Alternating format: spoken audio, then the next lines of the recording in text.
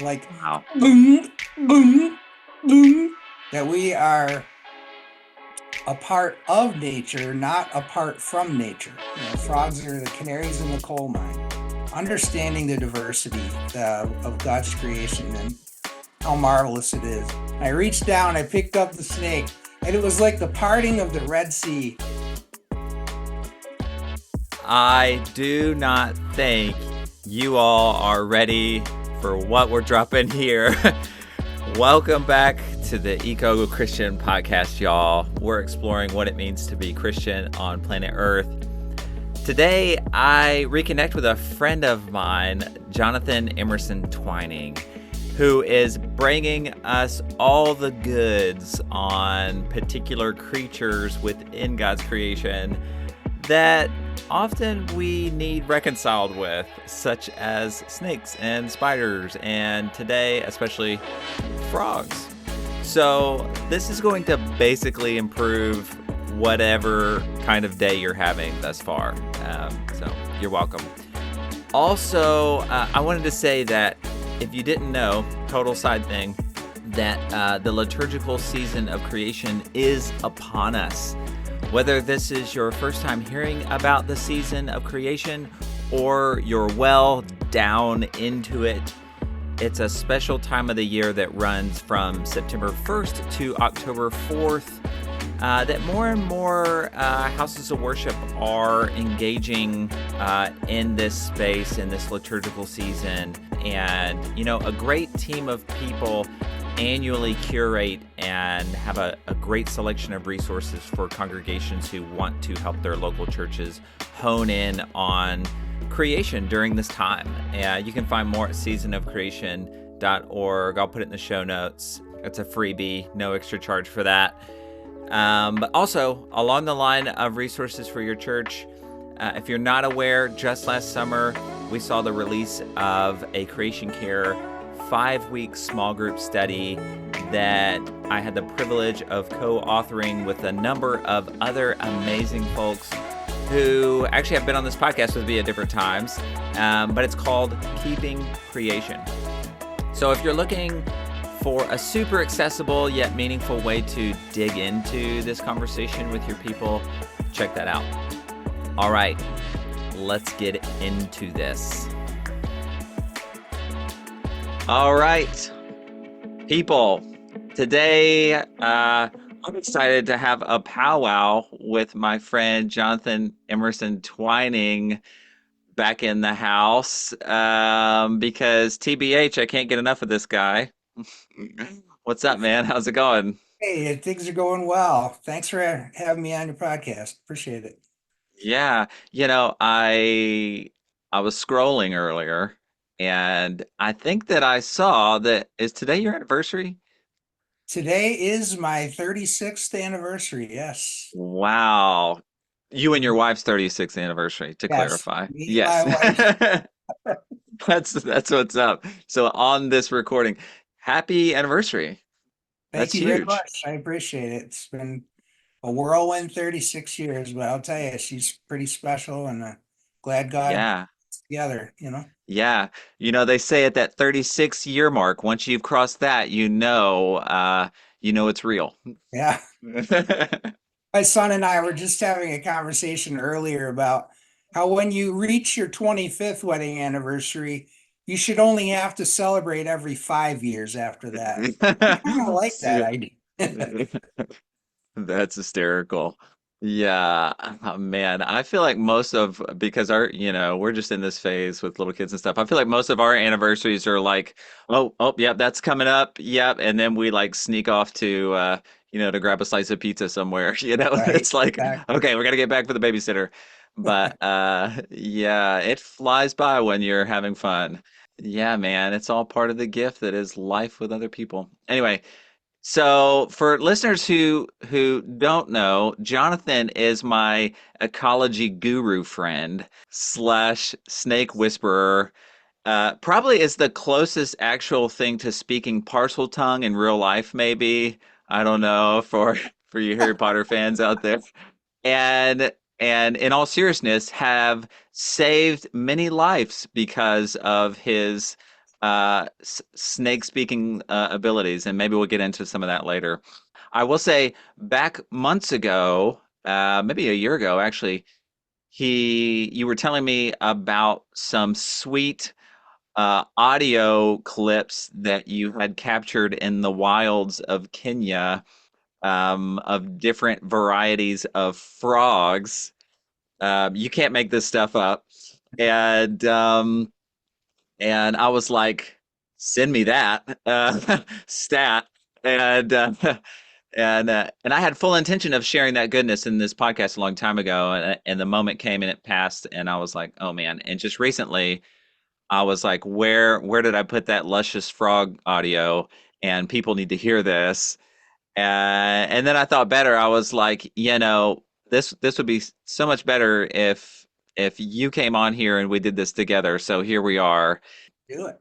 But I have to ask before we get into that and share some frog noises with people. What would you call that? Croaking? Do you say that? Is that? Well, in the scientific vernacular, we would call it vocalizations. Um, I see what you did there. But it also, we call them calls or Okay. call groups, but Okay. vocalizations is what we usually call Okay. So no one in the scientific community would say croaking. it. Well, That is that a southern slang oh that no, we use that up here too. Yeah. oh okay. Okay. Yeah. Now, Um what you should know is that I have become very good at mimicking some of those frog noises on my own. really? Ooh. Would you like to Okay. hear an example? Okay. Game on. Yeah. Yeah. Well, let's see if I can do this because it's been a while. Okay. All right. So we have a frog up here called the green frog. I don't think you have them down there, but you might. So when it makes a call, it sounds kind of like a plucked banjo string, like Wow. boom, boom, boom, boom, boom. That's amazing. Yeah. That's so amazing. And then we have wood frogs. So they are little quackers. In fact, people mistake them for mallard ducks all the time, Mm. but they kind of sound like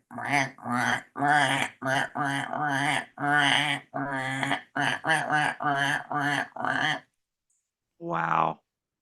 That's so impressive. so. These are so these are legit frogs close to like that you've recorded where close to where you live. Yes, You're yes. so Jonathan is in the upper Great Lands of Greater Boston. I don't feel like I would recognize those frogs here down in the South, but we do have some crazy sounding frogs down here.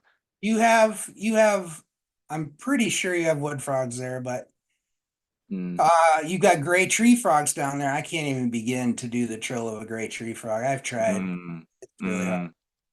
but I feel like you're carrying a skill set here that can go places. You know, this could be. yeah.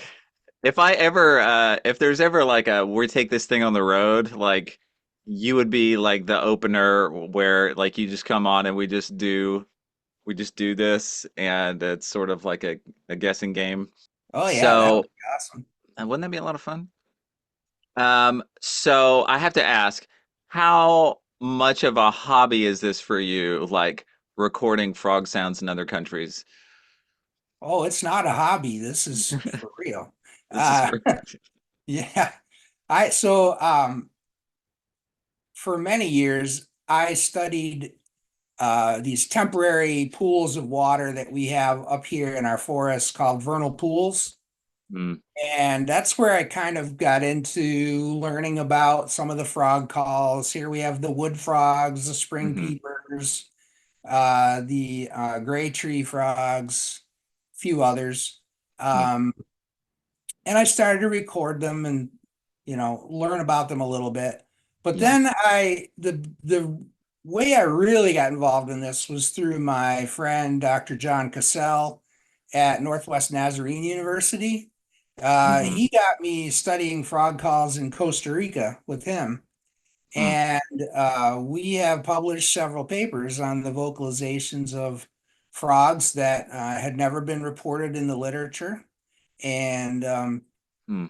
it's, I really enjoy not just going out to record them, but we have special software that we use to analyze the calls and determine all the characteristics. Oh, I love doing that stuff. It's awesome. man, that is fascinating. I think that is the part of the getting to know a piece and part and corner of God's creation at that intimate level. I'm going to say that's where the juice is. You know what I'm saying? Like that's where the real, that's where the real, I don't like the word work, but that's where the work happens, of like, of falling in love with something and getting to know something on that intimate level. I think it's just so cool. I have to tell you that my first interest, though, in vocalizations was not with frogs, but with whales. Oh, I okay. way back in the 80s when I was just getting into the working world, I was thinking about getting my PhD. One of the things I really wanted to do was study the songs of whales. And Mm, I didn't have the equipment or the skills back then, but I'm glad that I got a chance to do vocalizations of frogs. It's kind of a yeah. second Yeah. pass. Do you do any whale vocalizations? No. I'm imagining this total like Finding Dory moment here, Hey, And Jonathan. there are times that I can do it, but I don't know if I could do it right now. Okay, I'm not gonna put you on the spot. I I'm not gonna put you on the spot. I will say that I've been having a recent love affair with whales, if I'm allowed to say that. That just sounds really weird. I've even got like my hat here, my whale hat. But Nice. and it just sort of happened one day, right? And whales have always been super fascinating. I remember reading like Richard Rohr's Enneagram book years ago, and he attributes certain animals to certain numbers, and I learned that I'm maybe a whale person, and I was like, oh, okay, I can feel that. And then I'm like, gradually I'd see a whale video from National Geographic or something on Instagram. And then of course what happens when you watch one, it sends you another. And fast forward to today and it's just like my Instagram reel is just like whale video after whale video. But man, how fascinating and how little we really know, even though we know quite a lot about their behavior now. But anyway, it's a The real different. interesting thing about vocalizations is we can record them, we can understand, what pitch they're at and how frequently they do it. A lot of Mm, times we have no clue what message they're actually sending when they make that vocalization. Frogs, mm, whales, anything. yeah, We don't know the behavior that it hopes to elicit in another individual. So it's really, really yeah. interesting.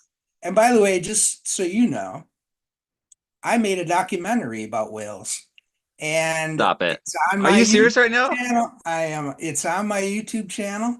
Yeah, I have a very good friend who is a naturalist on board a whale watch vessel from Plymouth, Massachusetts, Captain John Boats. And I just decided, hey, let me do a documentary about the work that you do. And so she and I created a documentary. I interview her. We've got photos and videos of whales that I made and the others made on this documentary. So you should check it out. Man, well, I'm stoked about that. We're definitely putting that in the show notes. So that's that's it. That thing's going I'll viral. We're send you gonna. the link for it. Yeah, That yeah. sounds really cool.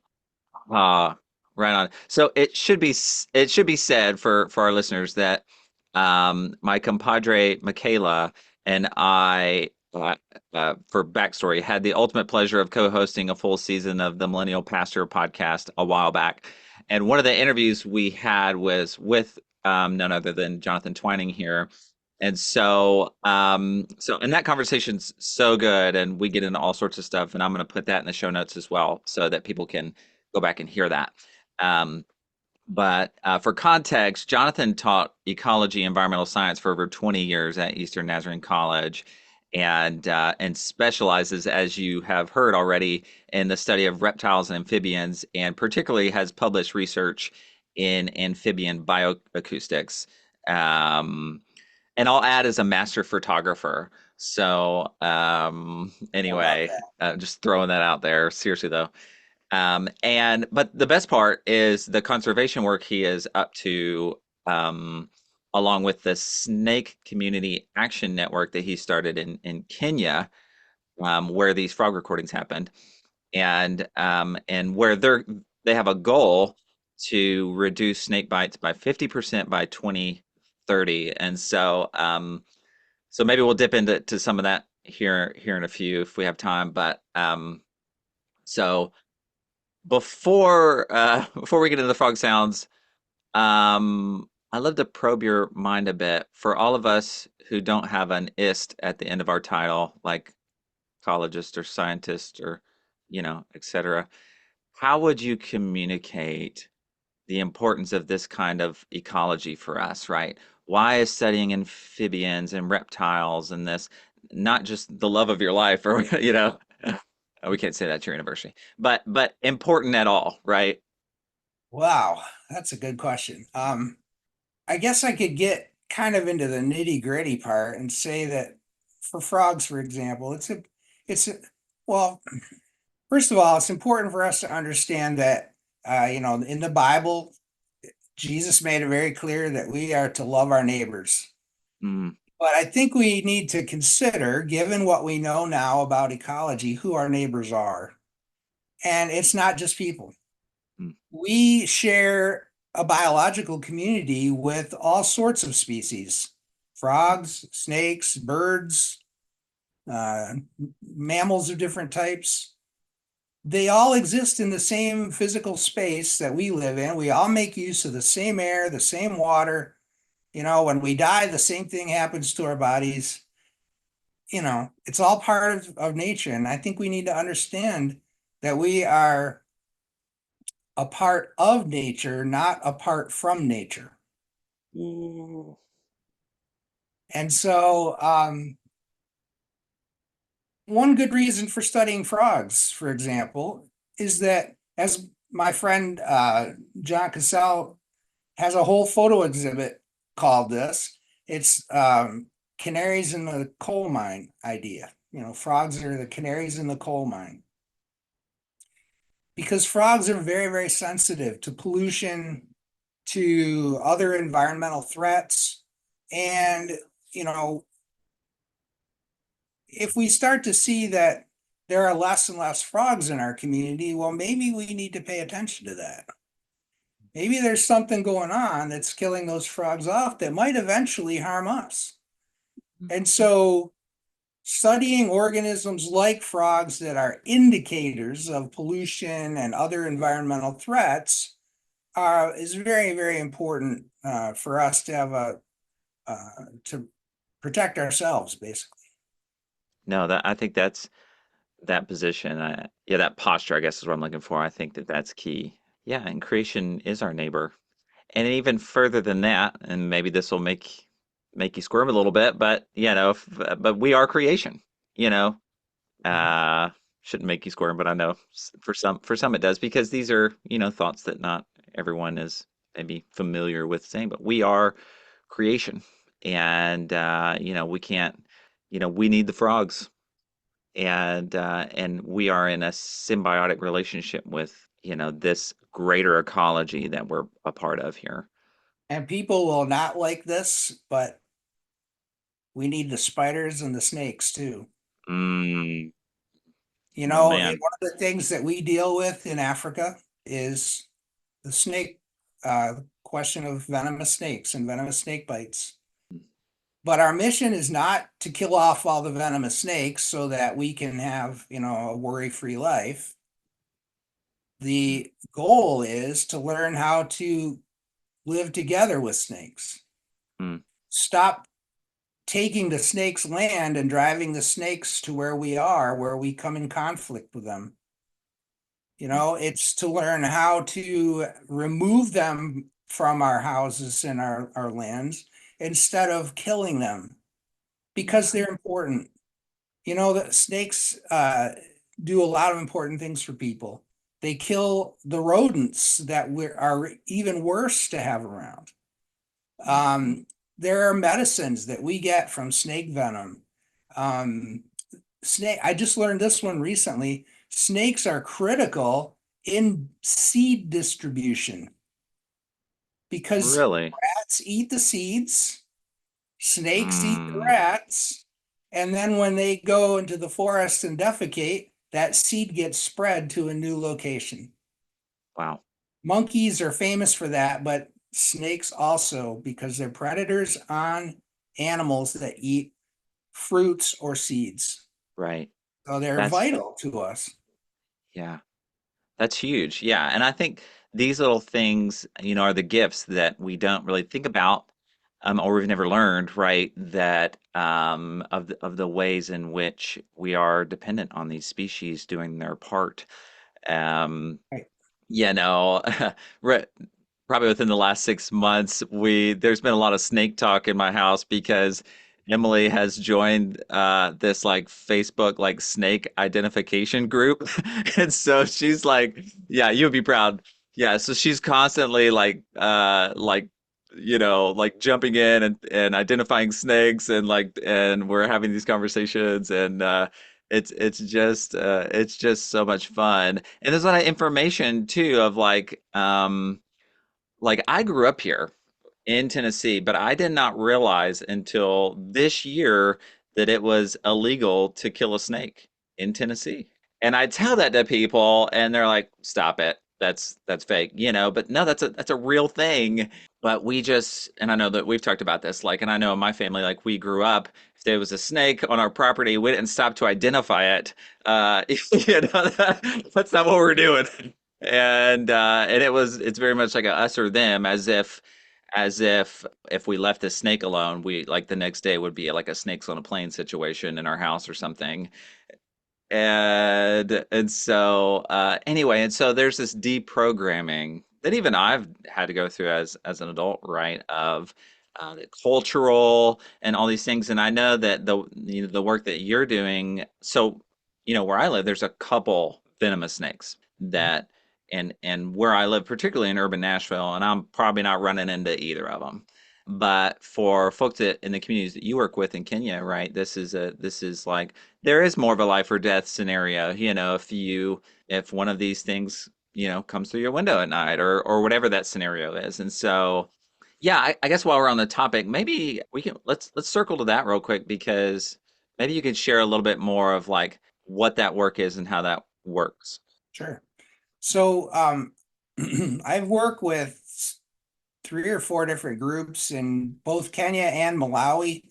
And the whole point of the work is that snake bite is a very real problem for people in sub-Saharan Africa in general. There's not every snake is venomous, like many of the people in Kenya think, but there are enough of them. There's around 10 or so that are life-threatening if you are bitten. And the problem is not just getting bitten by one of these snakes, but then, you know, when you get to the hospital and there's no anti-venom available, they can't even get treated properly. So our goal is to teach people how to prevent snake bite. Hmm. And so prevention is key to this because there may or may not be any anti-venom available. So let's try to keep people from being bitten in the first place. And so what this is really about is teaching people about snakes, about snake behaviors, about where snakes like to hang out so that you don't go there, learning to change your behaviors to recognize times of day or seasons or just various things that will keep you aware of whether a snake might be present or not. Big one is going out at night to, if you need to, have a break, to go out with a flashlight because a lot of people just walk outside in the dark and there's snakes out there and they step on them and they get injured. So just learning to change their behaviors. And so far it's been working really well. We've had a lot of positive feedback.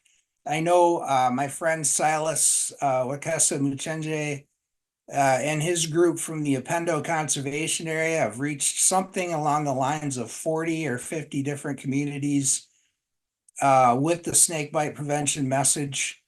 Wow, that's And great. the Snake Community Action Network has done a lot of reaching out as well. And more lately, we've been working with the Church of the Nazarene in Kenya Western District and also in Malawi to establish some peer training groups in the churches so that the churches can go out and do this as a ministry in their communities. Wow, that's huge.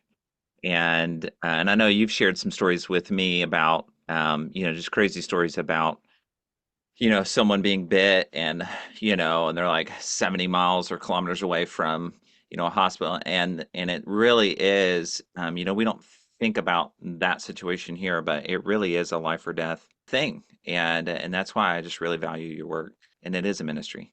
I know a story of a young girl that was bitten, turned out to be a mildly venomous snake, but we didn't know that at the time.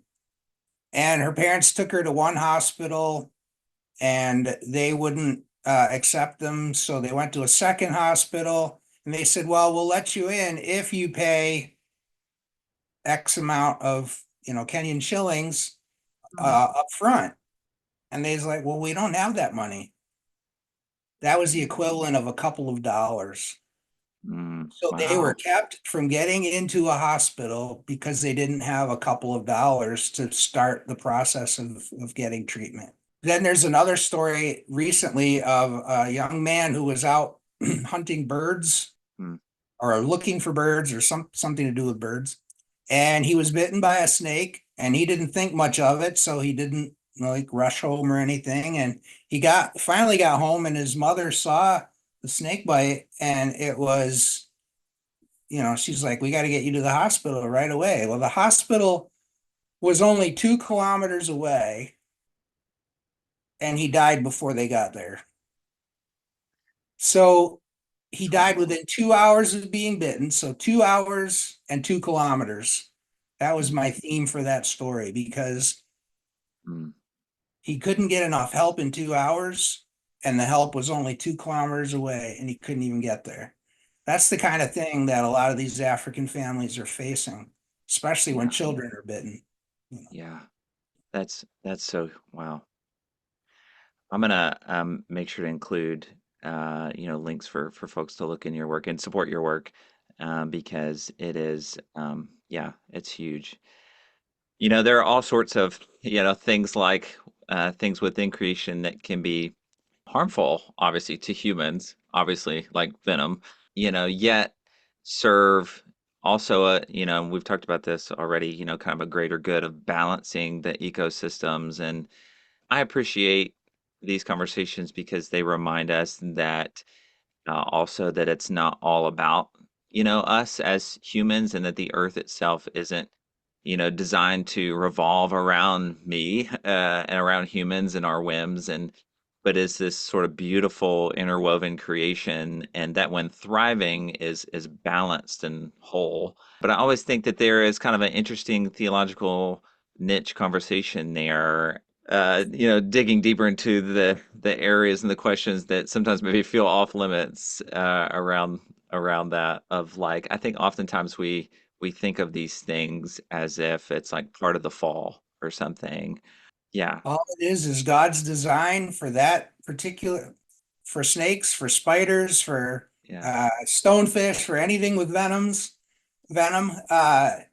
It's all about defense or killing your dinner. And right. so and the thing I love about snake venom is it's designed to work quickly. Mm, And so a rattlesnake bites a mouse and it just waits for that mouse to die and it dies fairly quickly. It's not a long, drawn out, torturous process, you mm, know, and it's it's nice to know that God built into these animals or into Mm, some plants. There are venomous and poisonous plants that have that for their defense. Yes, it right. hurt us, but this is where knowledge comes in. If we just knew and understood more about the nature around us, we can prevent and avoid having these kinds of interactions with creation that is harmful. But we Absolutely. stop learning about these things in what, second grade? And Mm, yeah. And it's this idea that what the brokenness is the relationship. right, If we're quoting like Genesis 3, like the enmity that's put between the human and the serpent, right? And that sort of broken rift. But it's made me think, I don't know if you've ever read it. I think it's John Wesley's sermon on the general deliverance. yes, I've read it. When he Yes, talks about, if that's the one I'm thinking of, where he talks about the whole brute yes. creation. And anyway, getting back on target. And I'm tempted to get into a conversation with you about snake handling in churches, but but that might be that's like Now, a no, go ahead. Caleb, I was just going to say, so you didn't, I think I made you aware at some point in time that when I was at ENC, we had an animal caretakers team and we had six snakes and a couple of tarantulas and some blizzards and some frogs. And we would go out, well, in our own classrooms, but also out in the neighborhood and talk to people about, you know, in fact, I think I had a title for it called Villains or Victims, talking about whether snakes and spiders, for example, are bad or Yeah. are they, Yeah. victims because of us. Mm. And so anyway, snake handling is something I used to do quite frequently. And in fact, I have two snakes right here in my house. Uh, I'm sure you do. There's probably one in your lap right now that we just can't see. I thought But about doing that, but no. yeah, yeah, yeah. Yeah. Yeah, anyway, it was kind of a jest, but I think that there's something I think that there's something helpful there and there's something not helpful, and I think typically when we put the words handling snakes and church in the same sentence, it brings about a certain connotation, this idea of like um a little bit of spiritual voodoo and this idea of like humanity dominating uh, over creation in the effort of exhibiting the power of God or something like that. And there's this sort of like Mark 16 extra reference that we sort of take out of context or use to these sorts of things, rather than what would it look like for the church to quote unquote handle snakes or creation in a way that restores proper relationship. No, totally agree with you there. Um, if you look on my Facebook page, you'll see a picture. I just posted it within the last couple of days of me preaching with a ball python wrapped around my neck. True story. Yeah, so this was back in the early 2000s. The interim um, chaplain had asked me to speak about creation care in chapel. And I thought, oh, this is a good opportunity here. So I went to a friend. I said, hey, do you know anybody with a snake I could use? And he said, oh, I got a ball python you can use. So I had the ball python on the front pew in a plastic container. So when I got up there to speak, I said, hey, I got a friend that's going to help me deliver this message this morning. Could you just give me a second? I reached down, I picked up the snake, and it was like the parting of the Red Sea. Everybody in the center was just like moving off to the either side to get away from where I was. It That's was great. fantastic. And so I preached the whole sermon on creation care with that snake. So Oh, that's so cool. That's so cool. Now the question is, did you raise it up on a pole and no, I did not do okay. All right, cool. that. Yeah. All right. Well, let's before we run out of time, Sure. I'm going to pull up this audio because we've got to get back in our frog conversation here. We've Sure. these are recordings that are Kenyan frogs, right? Well, I'm not sure. I'm not sure if Okay. they're from Kenya or Costa Rica. I don't remember which. Oh, well, the email said Kenya, but okay. Well, this will make things even Okay, if it said easier. Kenya, then that's good. Okay. Well, who knows? Maybe I threw some other ones in there. So, all right, here we go. Everyone should be able to hear this. Uh, okay, let's see this first one here. You can tell us something about it. Okay, so that little chirping is oh my goodness. It's the common reed frog, probably the most common frog in Africa. Really? Widespread distribution, many different color variations. It's a pretty cool little animal. Yeah, Mm, common reed this frog. this this particular one for me, I could just like go to sleep. It's like it's just like so calming for some reason. I guess it maybe just reminds me of home or something, but ironically. It's a little sounds a little bit like spring peepers, but not Mm, exactly. yeah, sure. All right. I'm gonna skip ahead a little bit, although I really just want to sit here and listen to this. Mm, there's a change.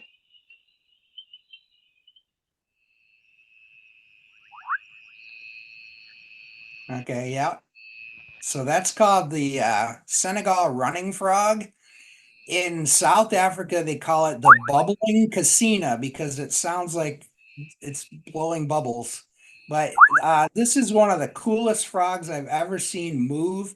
They don't hop; they literally walk on all four legs like a mouse. It's Really? yes, and they can move along at a pretty good clip. So that's why they're called a running frog.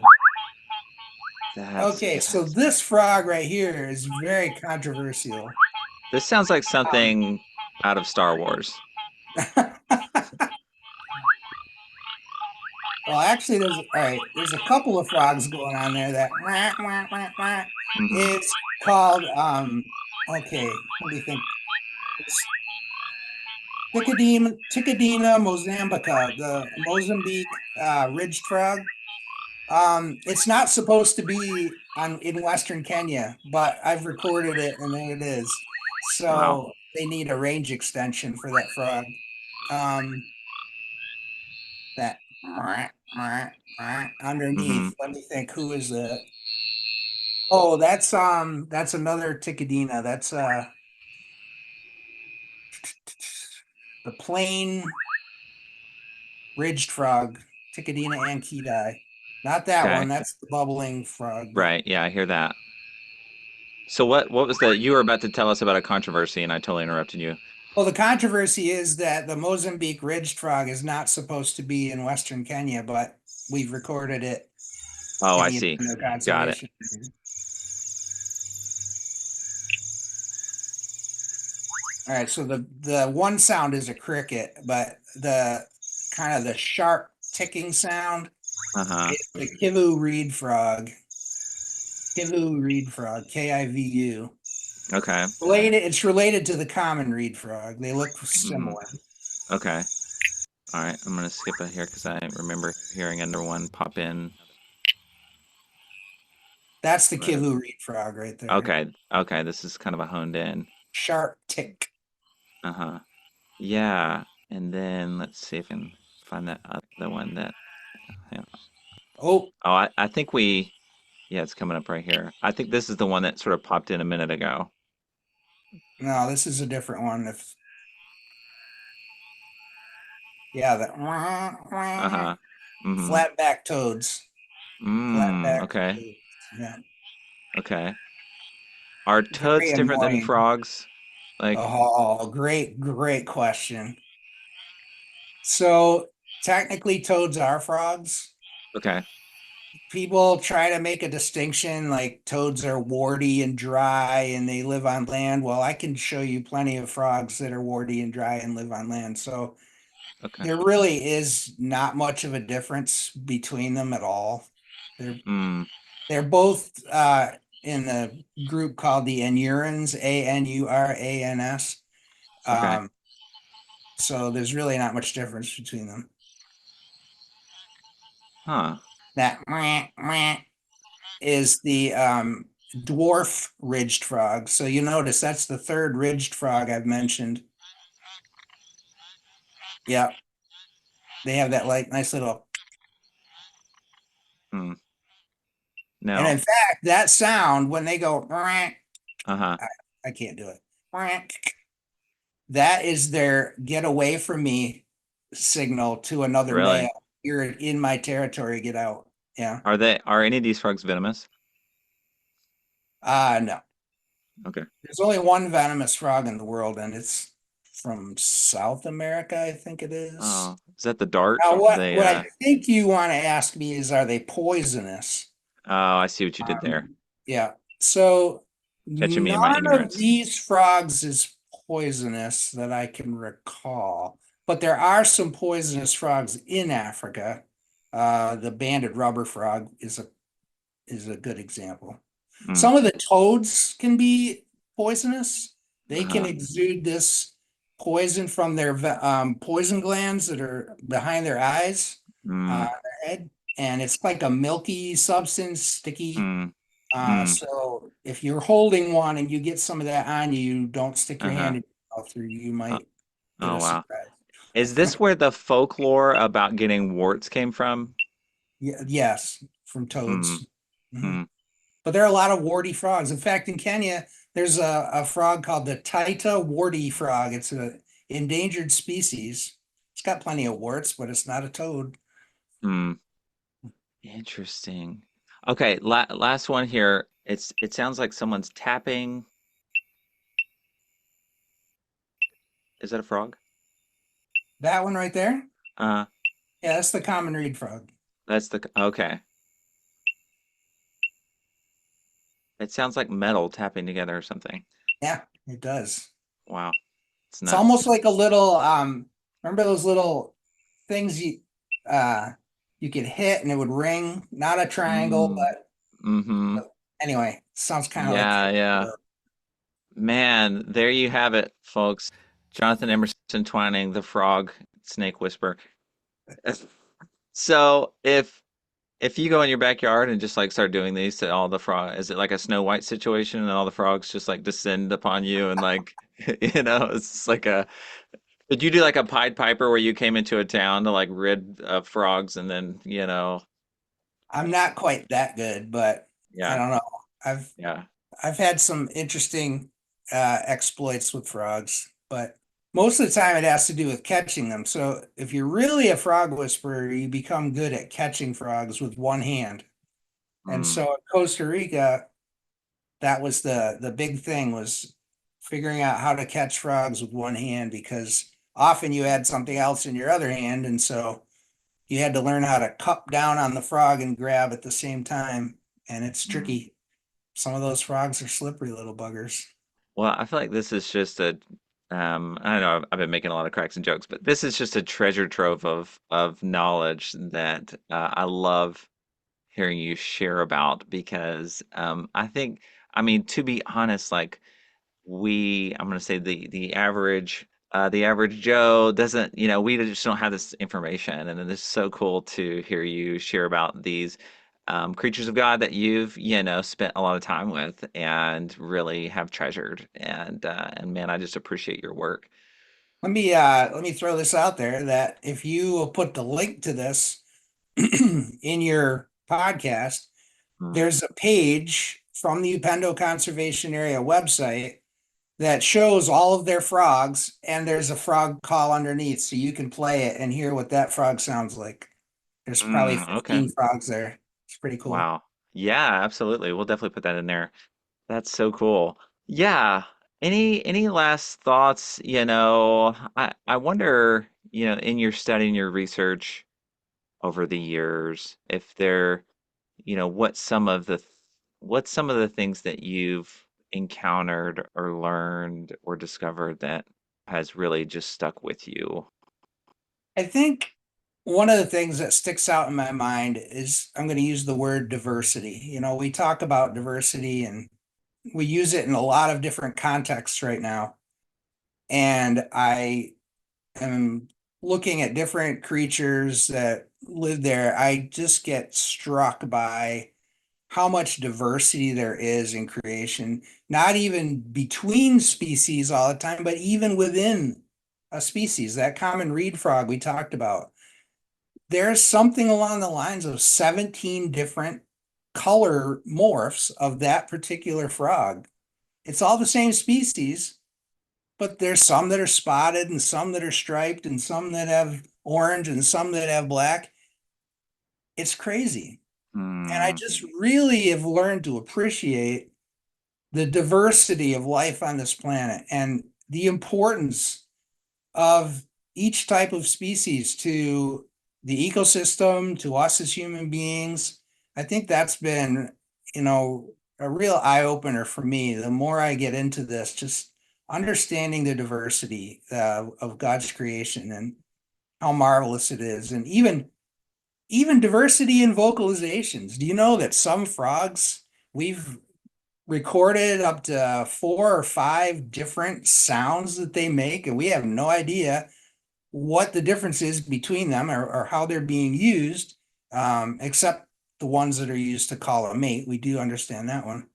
But just the variety and diversity of vocalizations that there are in the frog world is just amazing.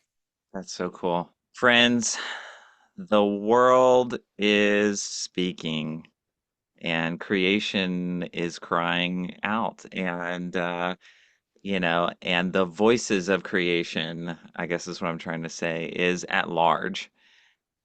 And I think the question here for me, and it feels looming, is are we listening?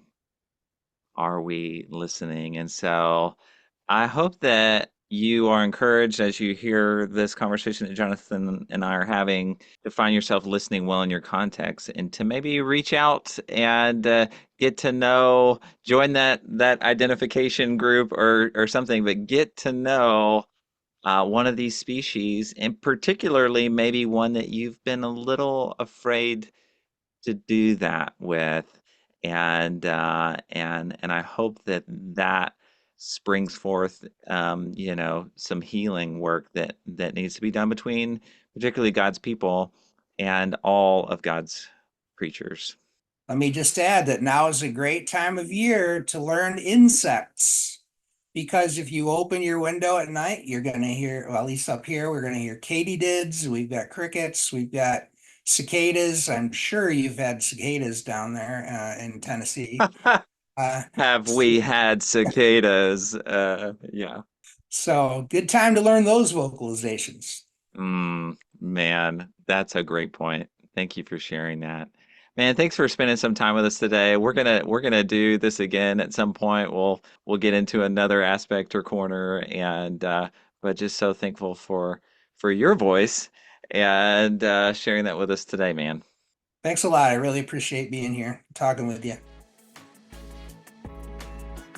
What did the Norfolk frog say before its math test? I hope this goes well. Nope. I have butterflies in my stomach. Butterflies in your stomach. That's pretty good. Okay.